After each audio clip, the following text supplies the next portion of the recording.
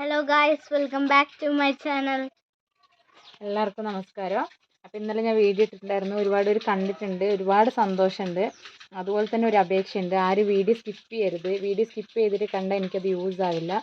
So video skip ചെയ്യാതെ എൻ്റെ video കാണുക. അതുപോലെ തന്നെ ആദ്യമായിട്ട് വീഡിയോ കാണുന്നവരാണെങ്കിൽ ചാനലൊന്ന് സബ്സ്ക്രൈബ് ചെയ്യാം. ഇന്നലെ കണ്ടവർ ഒരുപാട് പേര് ചാനൽ സബ്സ്ക്രൈബ് ചെയ്തിട്ടില്ല എന്ന് എനിക്ക് തോന്നുന്നുണ്ട്. സോ നിങ്ങളെൻ്റെ ചാനലൊന്ന് സബ്സ്ക്രൈബ് ചെയ്യുക. അപ്പോൾ ഇന്നത്തെ വീഡിയോയിലൂടെ ഞാൻ പറയാൻ പോകുന്നത്, ഇന്നലെ ഞാൻ പറഞ്ഞിട്ടുണ്ടായിരുന്നു ചിമ്പൂട്ടൻ്റെ ട്രീറ്റ്മെൻറ്റിൻ്റെ ഭാഗമായിട്ട് എനിക്ക് ജോലിക്ക് പോകാൻ പറ്റുന്നില്ല എന്നൊക്കെ പറഞ്ഞിട്ടുണ്ടായിരുന്നു. അപ്പോൾ എന്താ ട്രീറ്റ്മെൻറ്റ് എന്ന് വെച്ചാൽ, അവനെ നമ്മൾ നാട്ടിൽ നിന്ന്, ഞാൻ ആദ്യം വീഡിയോ ചെയ്തതിൽ ഞാൻ പറഞ്ഞിട്ടുണ്ട് അവൻ എന്താ വയ്യാത്തതെന്നൊക്കെ ഞാൻ പറഞ്ഞിട്ടുണ്ട്.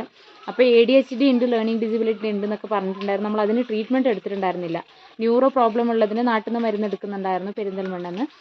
പക്ഷേ ADHDൻ്റെ മരുന്ന് എടുത്തിട്ടുണ്ടായിരുന്നില്ല. അപ്പോൾ നമ്മൾ ADHD ഇത്ര ഒരു പ്രശ്നമാണെന്ന് വിചാരിച്ചിട്ടില്ല. പിന്നെ അവന് ഒരു മിനിറ്റ് പോലും ഒരു സ്ഥലത്ത് ഒതുങ്ങിയിരിക്കാൻ പറ്റുന്നില്ല, ഒരു കാര്യത്തിൽ ഫോക്കസ് ചെയ്യാൻ പറ്റാത്തതുകൊണ്ട് സ്കൂളിൽ നിന്ന് ടീച്ചർ എക്സാമും എഴുതുന്നില്ല. അപ്പോൾ പഠിത്തത്തിലും അവന് ഫോക്കസ് ചെയ്യാൻ പറ്റുന്നില്ല. അപ്പോൾ ടീച്ചർമാരൊക്കെ പറഞ്ഞു പബ്ലിക് എക്സാം ആയതുകൊണ്ട് വേറെ കുട്ടികളെ വെച്ച് എക്സാം എഴുതിക്കണം, അതുകൊണ്ട് സൈക്യാട്രിസ്റ്റിൻ്റെ ഒരു സർട്ടിഫിക്കറ്റ് വേണമെന്ന് പറഞ്ഞിട്ടാണ് നമ്മളിവിടെ മടക്കര ഹോസ്പിറ്റലിൽ പോയത്. അപ്പോൾ അവർ പറഞ്ഞു നിങ്ങൾ പെട്ടെന്ന് ന്യൂമാൻസിൽ കാണിക്കണം, അവന് ADHD ട്രീറ്റ്മെൻറ്റ് കണ്ടിന്യൂ ചെയ്യണമെന്ന്. അങ്ങനെ നമ്മൾ കാണിച്ചു. അപ്പോൾ ഇനി അതിൻ്റെ ട്രീറ്റ്മെൻറ്റ് കണ്ടിന്യൂ ചെയ്യണം. ഇനി ഈ മാസം 11-ാം തീയതി ന്യൂമാൻസിൽ പോകണം. അവിടെ ഡോക്ടർമാർ ട്രീറ്റ്മെൻറ്റ് ഏത് രീതിയിൽ ചെയ്യാൻ വേണ്ടി പറയുന്നതെന്ന് അറിയില്ല. ഇനി ആ രീതിയിൽ ട്രീറ്റ്മെൻറ്റ് കണ്ടിന്യൂ ചെയ്യണം. ഇതിപ്പോൾ അവനോട് ഡോക്ടർമാർ പറഞ്ഞിട്ടുണ്ട്, അവൻ്റെ മരുന്ന് അവനെടുത്ത് കുടിക്കുന്നത് പോലെ നിങ്ങൾ തന്നെ ചെയ്യണം, നിങ്ങൾ അവനെ കൊണ്ട് തന്നെ എല്ലാ കാര്യങ്ങളും ചെയ്യിക്കണം എന്ന് പറഞ്ഞതുകൊണ്ട് നമ്മളിങ്ങനെ ചെയ്യിക്കുന്നത്. പിന്നെ അവനെ എടുക്കുന്ന സമയത്ത് അവൻ്റെ അടുത്തേക്ക് എനിക്ക് അത്ര വലിയ ഭയമല്ല, ചിലപ്പോൾ അവനൊരു പേപ്പർ പോലും എടുക്കാൻ പറ്റുന്നില്ല.